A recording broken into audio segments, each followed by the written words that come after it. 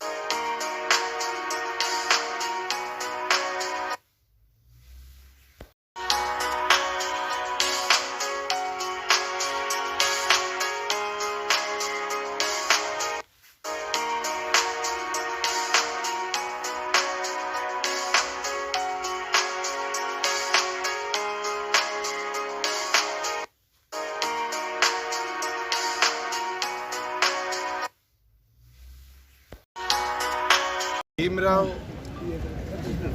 अंबेडकर जी का हम सब की जिंदगी में एक अहम योगदान रहा है। इस देश के संविधान के निर्माता के तौर पर जिस प्रकार से इस देश को एक दिशा और दृष्टि देने का काम उन्होंने किया वो अनमूल्य है। हम उसे कभी भूल नहीं सकते। और आज उन्हीं की याद में रेवाड़ी के अंदर जो भव्य कांस्य उनका स्टैचू लगाया है, मुझे लगता है ये स्टैचू भी आने वाली पीढ़ियों को भी निरंतर यहाँ से आते जाते ये प्रेरणा और दिशा देता रहेगा कि उनके दिखाए हुए नक्शे कदम पर इस देश के संविधान के प्रति अपने आप को समर्पित करके इस देश की डेमोक्रेसी को और स्ट्रॉन्ग किया जाए। मेरा तो स्वयं ये मानना है कि वो उन चंद लोगों में से रहे हैं जिनने पार्लियामेंट के अंदर केवल मात्र पार्लियामेंट्रियन के तौर पर नहीं, एक इंस्टीट्यूशन के तौर पर काम किया। और आज भी हम सब के जीवन में जो ये लिबर्टी है, ये आज़ादी है, ये बात करने का, बात रखने का जो एक अधिकार मिला है, ये जो फ्रीडम्स मिली है, मुझे लगता है कि अगर बाबा भीमराव अंबेडकर जी उस समय उस पूरी टीम को इतने संयुक्त तौर पर संविधान बनाने के लिए ना लेकर चलते तो शायद आज ये संभव ना हो।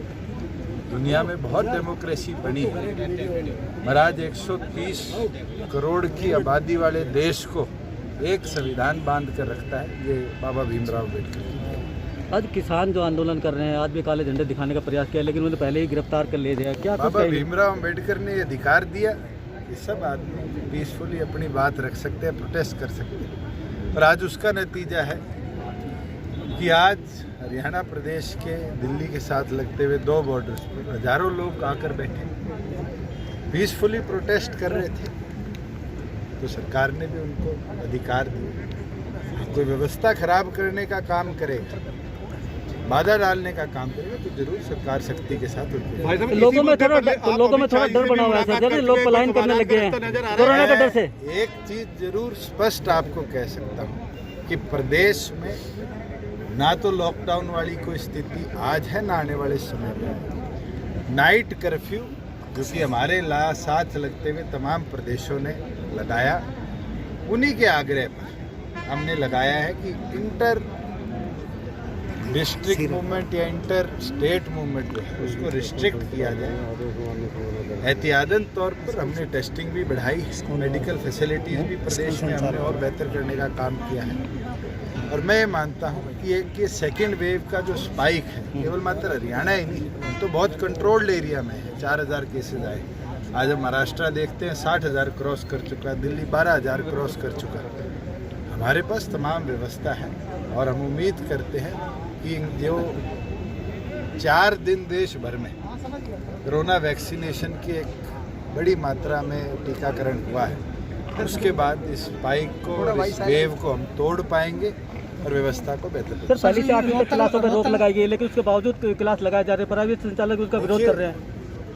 हमारे पास एक केस आया था सैनिक स्कूल कुंजपुरा का, जिसमें 160 बच्चे कोरोना इफेक्टिव पाए।